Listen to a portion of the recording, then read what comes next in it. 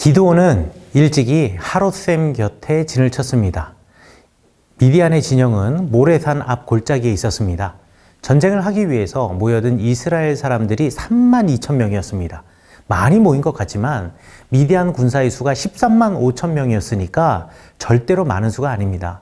그런데도 하나님께서는 이 수가 많다고 생각하셨습니다. 그동안 봐온 이스라엘의 믿음의 상태로는 이 전쟁에서 이기면 분명히 자기들이 잘 싸워서 이겼다고 으스댈 것이 분명했습니다. 여기저기 다니면서 야, 우리가 5대1로 싸워서 이겼다 이러면서 자랑을 늘어놓겠죠.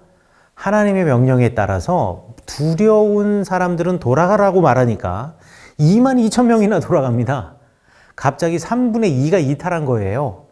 사사가 불러서 오기는 했지만 내가 가진 땅에서 누구를 신이라고 부르든 내 배만 채울 수 있다면 그것이 바알이든 아세라든 아니면 그 어떤 것이든 상관없다라고 생각하는 사람들이, 그리고 미디안으로부터 약탈을 당해서 힘들게 살아갈지언정 목숨만 붙어 있으면 된다고 생각했던 사람들이 바로 이스라엘 백성들이 아니었는가 생각됩니다.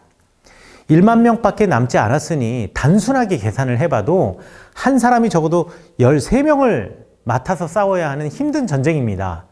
그런데 하나님은 또다시 이 수도 너무 많다면서 이들 중에서 싸울 만한 사람들을 택하겠다고 하십니다. 그들이 싸울 자격이 있는지 시험하겠다고 하시는 거죠. 기드온이 이 전쟁에서 이스라엘을 정말 구원할 수 있는지 알아보기 위해서 하나님을 시험한 이야기가 바로 앞에 나오는데, 이번에는 하나님께서 기드온과 이스라엘 백성들을 시험하십니다. 이 또한 참 아이러니한 거죠. 그러나 하나님이 시험하신 목적은 달랐습니다. 하나님의 목적은 이스라엘 백성들의 현실 점검이었습니다. 하나님의 말씀대로 하롯으로 내려간 기드온은요, 병사들에게 물을 마시라고 합니다. 뜨거운 태양 아래에 있다가 시원한 물이 터져나오는 샘을 만났으니 얼마나 기뻤을까요? 물에 뛰어드는 사람, 들고 있던 창과 방패를 잠시 내려놓고 무릎을 꿇고 머리까지 물속에 담그면서 벌컥벌컥 물을 마시는 사람, 참 많은 사람들이 있었을 것입니다. 그런데 하나님께서는 손으로 움켜서 입에 대고 핥는 사람만이 전쟁에 나갈 수 있다고 하셨습니다. 고대 성서 해석자들은 이렇게 물을 마시는 사람의 모습을 묘사하면서 한 손에는 창을 잡고 다른 한 손으로 물을 마시는 사람들이었다라고 말합니다. 두 손으로 마시면 손을 모아서 후루룩 마실 수 있는데, 개처럼 핥았다면 분명히 한 손으로 물을 떴을 것이고, 그렇다면 다른 한 손에는 창이나 방패를 잡고 있지 않았을까 짐작해 보는 것입니다. 전쟁터에서 반가운 물을 만나도 늘 주변에 적이 있는지 경계하면서 마시는 사람들만이 하나님의 전쟁에 참여할 수 있다라는 말이죠. 전쟁에 나왔지만 어쩔 수 없이 의무감으로 나온 사람들이 아니라 이스라엘을 위해서 죽으면 죽으리라 라는 마음으로 나온 이들을 선택하신 것이라고 말할 수가 있는 겁니다. 그렇게 마신 사람들이 고작 300명이었습니다. 3만 2천 명 중에 300명이라면 그 수가 100분의 1 이하로 줄어든 것입니다. 그렇지만 처음부터 이 전쟁은 사람이 이끄는 전쟁이 아니었습니다. 하나님의 전쟁이었습니다. 300명과 13만 5천 명의 대결, 그러니까 병사들의 수는 중요하지 않았습니다. 더 이상 말이죠.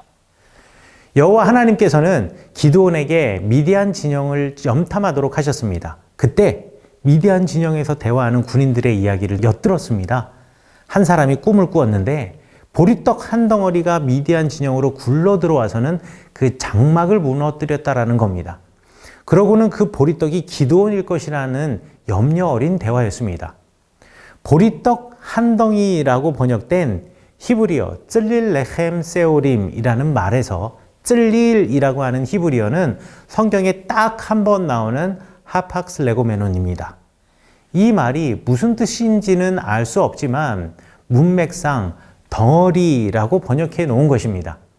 이 단어의 원뜻을 알아보기 위해서는 그 어원을 찾아서 올라가거나 이와 같은 어근을 가진 말이 다른 지역에서 어떻게 사용되는지를 연구합니다. 아랍어에서 이 단어의 흔적을 찾았는데 말라 비틀어진이라는 의미였습니다. 그렇다면 보리떡 한 덩이는 말라 비틀어진 보리빵이라는 뜻일 텐데, 이 말라 비틀어진 보리빵이 딱 기드온 군사들의 처지와 같습니다. 갓 구운 따뜻한 빵도 아니고 밀 수확을 끝낸 후 갓 도정한 밀로 만든 아주 좋은 빵도 아닙니다. 미디안을 피해 산지 구석구석 척박한 땅에서 자란 거친 보리로 만든 빵, 그리고 거친 밀로 만든 빵, 그것도 오래전에 만들어서 말라 비틀어진 빵과 같은 신세가 곧 이스라엘의 신세이고 기드온과 함께한 군인들의 신세였습니다. 그런데 그 빵 때문에 장막이 무너졌다라는 미디안 군사들의 해몽은 그야말로 하나님이 기드온에게 주신 메시지입니다. 준비부터 이상한 전쟁의 승리, 무기 또한 이상합니다. 빈 항아리와 그 항아리 안에 든 횃불, 그리고 나팔. 칼은 필요 없습니다. 그래도 승리할 수 있습니다. 왜냐하면 하나님이 하시는 전쟁이기 때문입니다. 미디안 군사들을 둘러싸고 있는 횃불과 나팔 소리에 혼비백산되어서 도망하면서 자기들끼리 칼로 싸우는 이상한 광경이 펼쳐집니다. 물론 하나님이 하신 일입니다. 13만 5천 명을 상대로 300명이 싸운 전쟁, 항아리와 횃불과 나팔을 들고 싸운 전쟁, 이 이상한 전쟁은 바로 하나님의 전쟁이었습니다.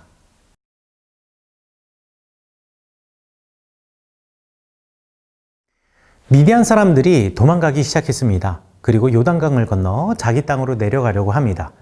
그때 기드온이 에브라임에 전령을 보내서 도망가는 미디안 사람들을 앞질러 요단강에 이르는 길목을 막고요, 함께 싸우자고 말합니다. 드디어 에브라임 지파가 전쟁에 참전하게 된 겁니다. 에브라임은 미디안 부대의 지휘관이었던 오렙이라는 사람과 스앱을 잡았습니다. 오렙은 바위에서 죽이고 스앱은 포도주 틀에서 죽였는데 장소 또한 상징적입니다. 이스라엘 사람들은 미디안의 약탈이 두려워서 타작마당에서 밀을 타작하지 못하고 포도주 짜는 틀에서 밀의 나달을 일일이 손으로 털어내야 했지요. 포도주를 짜는 틀은 바위를 깎아서 만드는데 바위와 포도주 틀에서 죽였다라는 것은 약탈로 인한 고난의 상징이었던 곳에서 미디안 사람들을 죽임으로써 이제 더 이상 그렇게 살지 않아도 된다라는 것을 보여주는 것이라고 할 수 있습니다. 그런데 아직 전쟁이 끝나지도 않았는데 에브라임 사람들과 기드온 사이에 다툼이 생겼습니다. 왜 전쟁할 때 자기들을 부르지 않느냐고 에브라임 사람들이 따지는 겁니다. 기드온은 왜 그들을 부르지 않았을까요? 이 대답은 잠시 뒤로 미루어 놓겠습니다. 어찌됐든요, 기드온은 에브라임 사람들의 마음을 누그러뜨릴 요량으로 사사기 8장 2절과 3절에서 이렇게 말합니다. 이번에 내가 한 일이 당신들이 한 일에 비교나 되겠습니까? 에브라임이 떨어진 포도를 주운 것이 아비에셀이 추수한 것 전부보다 낫지 않습니까? 하나님이 미디안의 우두머리 오렙과 스앱을 당신들의 손에 넘겨주었습니다. 그러니 내가 한 일이 어찌 당신들이 한 일에 비교나 되겠습니까? 기드온은요, 에브라임이 한 일이 그동안 전쟁을 치른 4개의 지파가 한 일보다 훨씬 더 뛰어났다며 칭찬합니다. 이 말 역시 어떻게 이해하면 좋을지 잠시 미루어 두겠습니다. 그렇게 에브라임의 마음을 풀어준 후 기드온과 그 군사들은 요단강을 건너 미디안의 두 왕 세바와 살문나를 추격합니다. 단 300명의 군인들로 이 큰 전쟁을 치른 것과 먼 거리를 쫓는다라는 것이 쉬운 일은 아닙니다. 요단강 건너서 지친 몸을 이끌고 적들을 추격하다가 숫곳이라는 곳에 이르는데요, 그 숫곳 사람들에게 지금 병사들이 지쳤으니 빵을 좀 달라라고 부탁합니다. 그런데 숫곳의 지도자들이 비아냥거리면서 거절하는 거예요. 그러면 이렇게 말하죠. 마치 세바와 살문나를 이미 잡았다라는 듯이 우리에게 말하시는구려. 그렇게 거절당한 기드온이 미디안의 군사들을 추격하며 산지 동네인 브누엘로 갔습니다. 그런데 그들도 숫곳 사람들과 마찬가지로 기드온의 용사들을 조롱하면서 빵을 건네주기를 거절하는 거죠. 그거 아십니까? 이 숫곳과 브누엘의 사람들은 이스라엘 지파 중에 하나인 갓 지파에 속한 사람들이었습니다. 르우벤 자손들과 갓 자손들은 가축대가 많아서 목축할 만한 적절한 장소로 요단 동편을 선택했습니다. 사실 요단 동편은요, 가나안이 아닙니다. 가나안의 문턱이기는 하지만 여호와 하나님께서 가라고 정해주신 그 땅은요, 아니에요. 그러나 모세를 설득해서 그 땅에 머물게 되었습니다. 그렇지만 그 땅들은 아람, 암몬, 모압과 경계를 맞대고 있는 땅이면서 왕의 대로 고대 메소포타미아 지역과 이집트를 연결하던 그 도로가 지나가서 이방인들의 왕래가 잦았던 곳인지라 고유한 여호와 하나님의 신앙과 문화가 위협받을 조건을 두루 갖춘 곳이었습니다. 그곳에 살면서 아마도 이들은 요단강 건너에 살고 있는 나머지 10지파들보다 그 지역을 오가며 장사하던 미디안 사람들과 더 친분을 쌓았던 모양입니다. 성경에서 소개하는 기드온과 갓지파 사람들의 대화로 보건대 갓지파 사람들이 심정적으로 미디안과 오히려 더 가까운 것은 분명합니다. 또 추측이긴 하지만 그렇게 싸운 미디안의 적군 가운데 숫곳 사람, 그러니까 갓지파 사람이 있지 않았는지 의심스럽기도 합니다. 기드온은 승리하고 돌아오는 길에 숫곳과 브누엘 사람들에게 사로잡은 세바와 살문나를 보여주면서 그들이 떠벌린 말에 책임을 물었습니다. 망대를 허물고 그 성읍 사람들 가운데 책임져야 할 사람들을 죽였습니다. 형제들끼리 공동체 안에서 벌어진 살상입니다. 그리고 그 자리에서 세바와 살문나도 죽였습니다. 12지파 공동체는요, 이렇게 허무하게 무너져 가고 있었습니다. 모두가 하나 되어 하나님을 섬기는 이상적인 시대가 저물어가고 있음을 사사기를 기록한 역사가가 보여주고 싶었나 봅니다.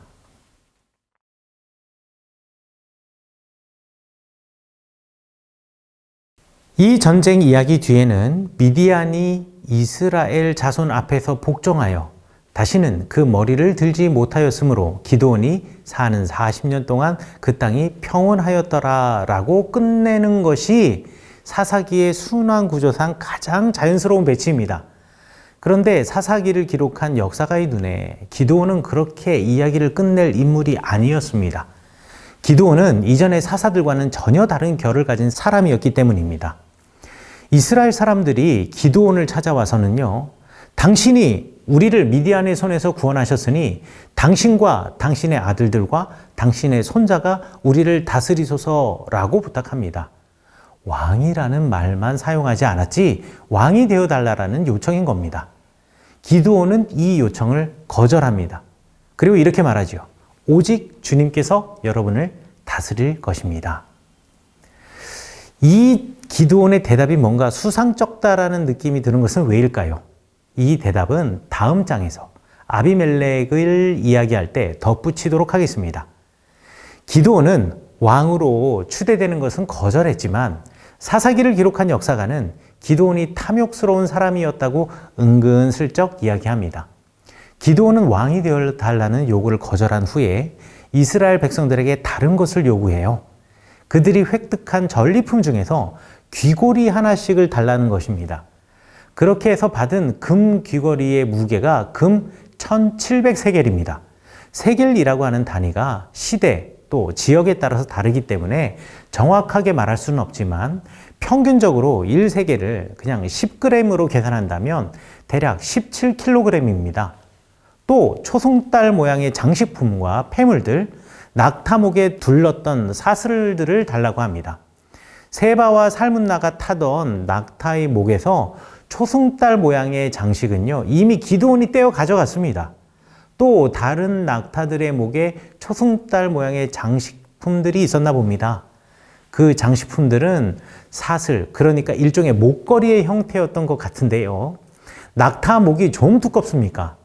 낙타 목에 있던 목걸이에 초승달 모양의 장식까지 있었으니 무게가 꽤 나갔을 것이고 또 폐물들이 뭔지는 몰라도 꽤 값나가는 것들이었겠죠.